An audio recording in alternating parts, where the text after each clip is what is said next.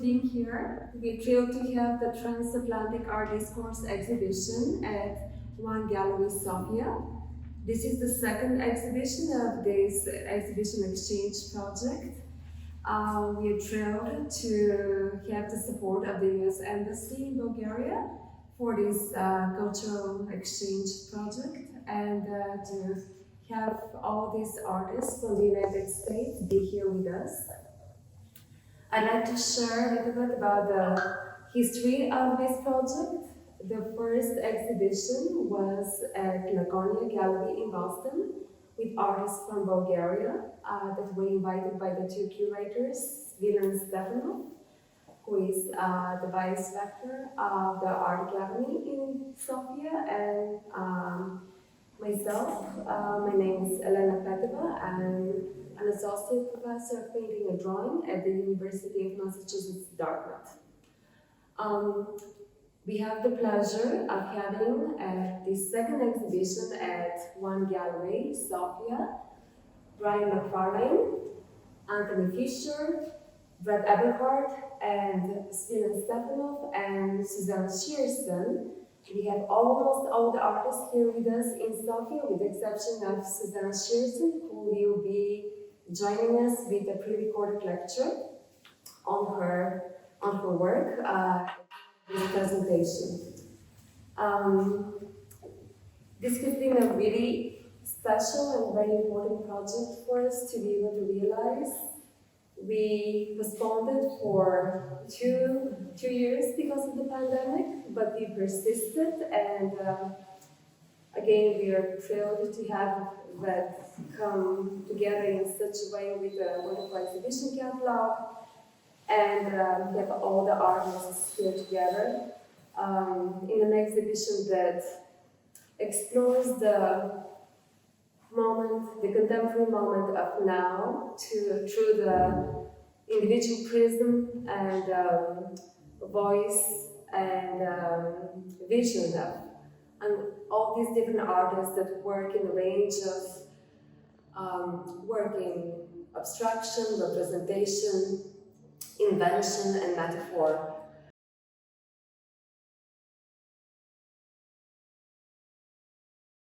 I have taken images based on water element, the different ways in which water manifests in terms of what we take for granted, the rain that falls, the ocean. We kind of walk, we come out of our mother's womb and then we walk out and we see the ocean. Wonderful.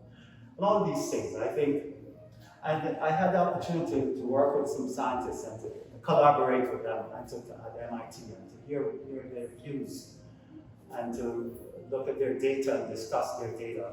And these were oceanographers.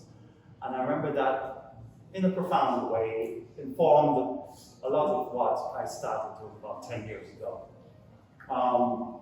So I started to reflect on not only the deep ocean or water element, but sonics or sound and color. Color, I think, has a lot to do with sound. I think psychologically, I can hear sound through color, basically. I think people like Kandinsky and so on were able to do that. And finally, these works are meant to be somewhat simple, taking a simple element of rain, mark making when it comes to the formal aspect, and create a simple abstract painting with minimal use of a certain kind of line or linear direction about all these lines relate to each other, or marks, and to conjure up temperature. Because I think the information and what we make, our narratives, come from that embodiment that we have had since childhood, and possibly beyond childhood, maybe coming from our grandparents and our ancestors, in young theory of archetypes. The idea that things might come, a certain knowledge through us. I mean, so there are a lot of things stored up that we can work from. We don't have to be conscious of those things. much information and imagery comes from not necessarily logical, philosophical ideas. They come from very unconscious ideas as well. And it's a lot of information. Yeah. You know, So you just have to find a way to unlock it and to start shaping it into images. Yes. And then when you finish them, you say, oh, that's what that means. Yeah, I mean, people, the rain falls and we try to catch it with a container. Yeah. I was looking at the museum with the containers that were in the museum today. And we make something to contain something that is transcendental. The idea of nature and these phenomenal things that take place in nature. We want to contain it, so we make a jug. Yes. Or we create a vase, and we have this to catch the water. And I think in a way, the painting becomes that kind of conduit. It becomes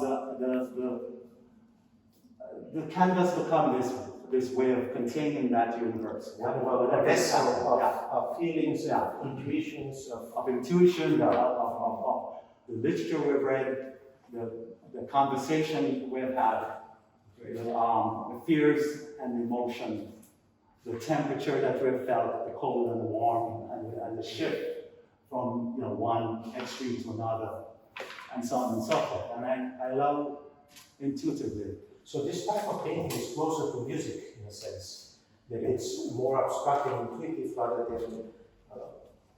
Yes, it's very linked to music as well. I listen to a lot of very interesting music when I paint.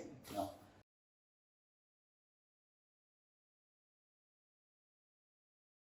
Maybe begin by just saying 7 years ago, my work, my methods of work went through a profound change when I had to have 2 surgeries on both ankles, well, a surgery for each, to fuse my ankles. And so I couldn't ambulate or move around very easily for a long time. So I started inventing new ways of making things, just out of curiosity, like a chair with wheels, and I started making other types of simple, heavy pieces of equipment that would make lines, almost like printmaking.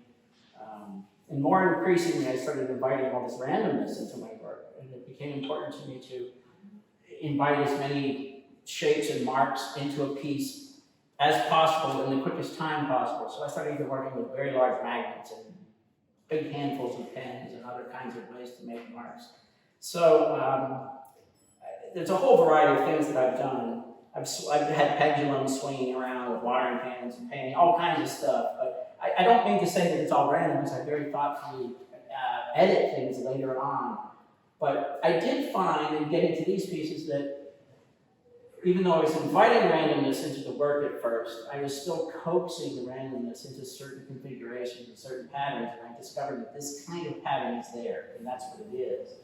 I've been drawn sort of compulsively to film with my phone, vortices in water, like whirlpools, or things in the air with dust, or plant forms that do this, or fireworks, or pictures of neutrinos and hydrogen, frozen hydrogen or helium, I don't know, just photographs I find.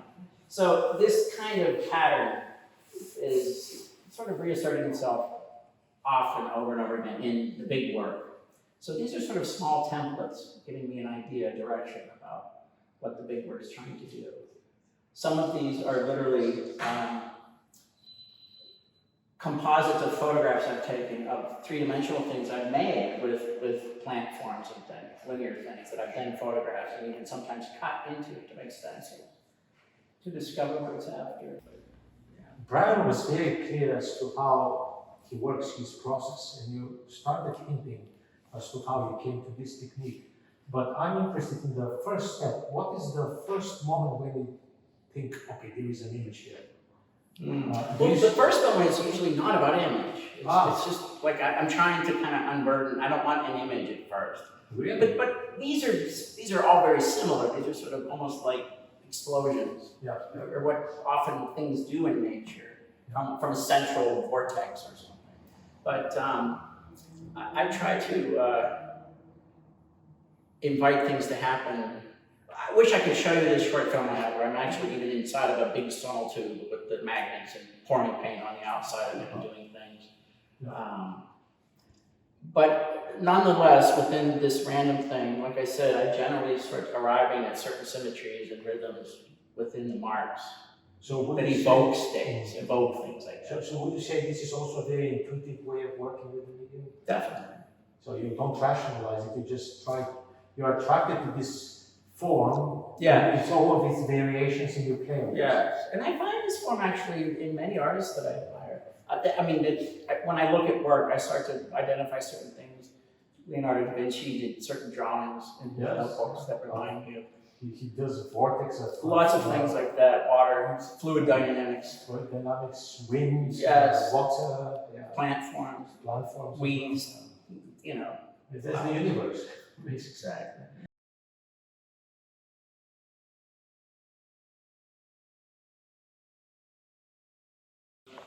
So a few things about my work. I always loved painting. The big hook for me is making paint look like something. That's the thing that hooked me from the very beginning. Using color to describe light and shadow, to describe a form in space. This is the thing, this is magic to me, being able to do this. And I was pretty good at it, so it kind of sucked me in. And that's been painting's role for a long time, centuries. And even now, in beginning courses, that's what you're taught, how to create an illusionistic image with this material. So it's the thing that hooked me, but the big dilemma for me, and I think the big dilemma for most painters, it was evident from the beginning, is what to paint. Loving to do this and construct this, my thoughts were, I don't want to, necessarily change into something where I wouldn't be doing this. But at the same time, being in the contemporary world and realizing that art has really, just opened up and all different sorts of things are happening, I realized within that space, I still want to paint things and get that kind of satisfaction from making something look like something, and also have my work be about that.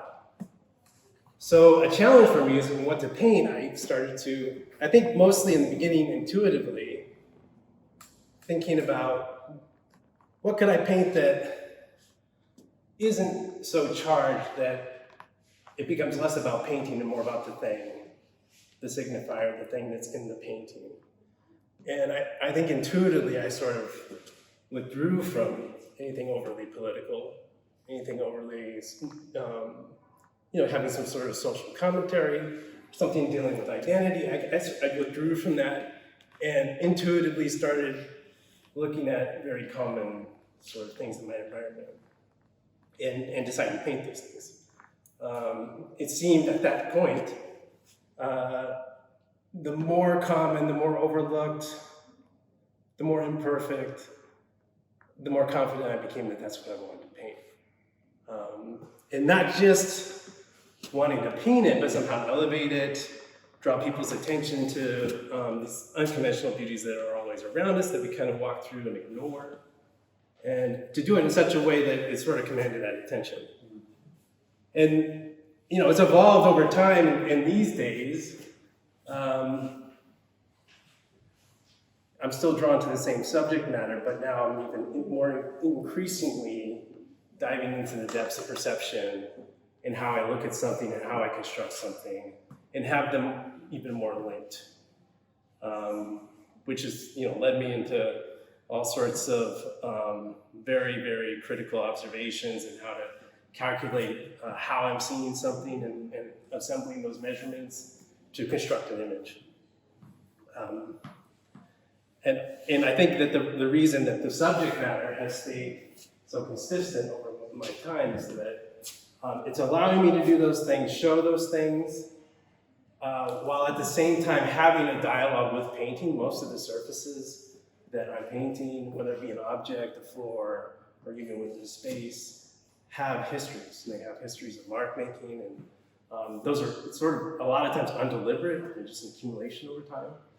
But I love describing those things in paint, just like at the beginning, describing an object and having it convincingly look like that object. These days it's when I decide on something, usually it takes, sometimes it's in my space for a couple of years before I actually decide to commit to make a painting of it. Sometimes it's quicker. I sort of see the painting in my head. I can see it as a painting, and that is sort of the key for me to begin the painting.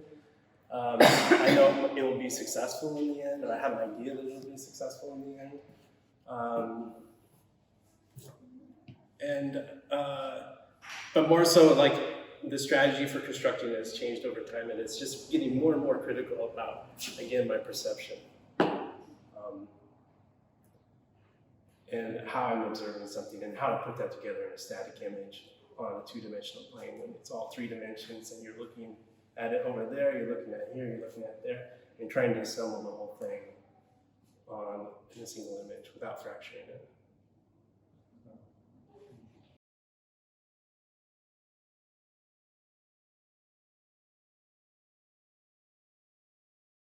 Something that I think connects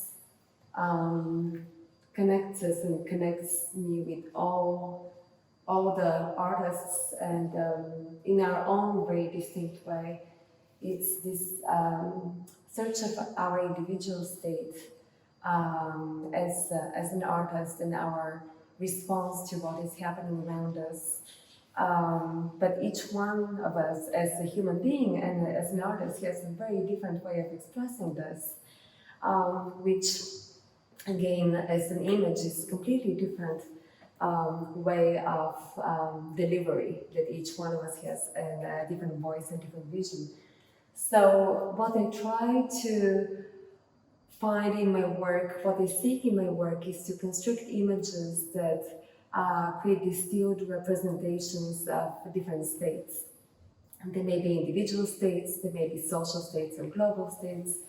And I try to use images and to work with images not as representations of things, but I want my subject to become a metaphor for something else, beyond the subject itself, in a way to gently point the viewer in the direction of where I'd like them to come and explore and decode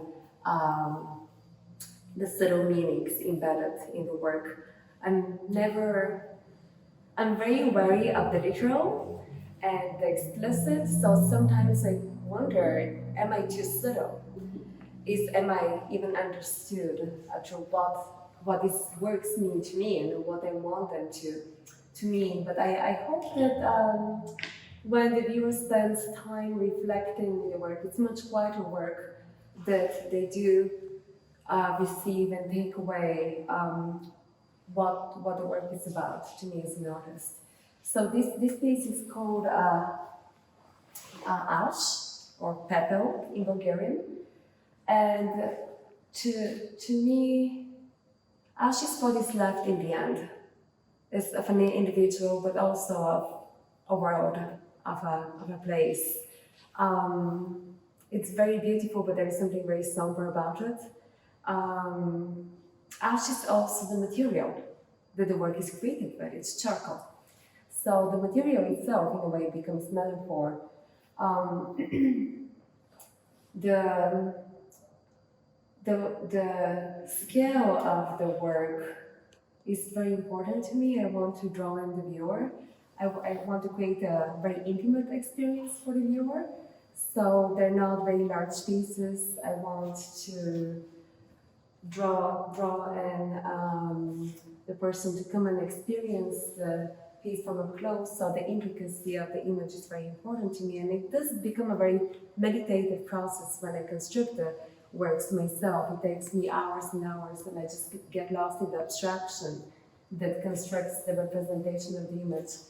Something else that I consider important is decontextualizing the image as a way to underscore that this is not a pile of ash in a landscape or in a room. It's a pile of ash that is a metaphor for something else.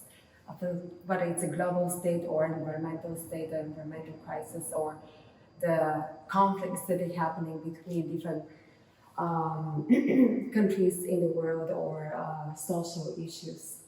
What is left after everything that has happened that we nearly have no control over, whether it's in our personal lives or in the context of social states.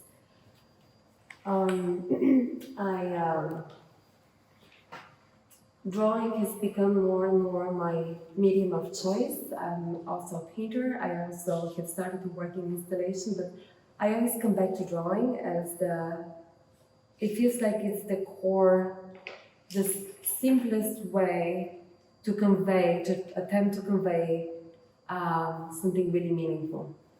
I always try to narrow down and to become as concise as possible and try to deliver with as little as possible something that I hope is a powerful experience or meaningful experience for the viewer.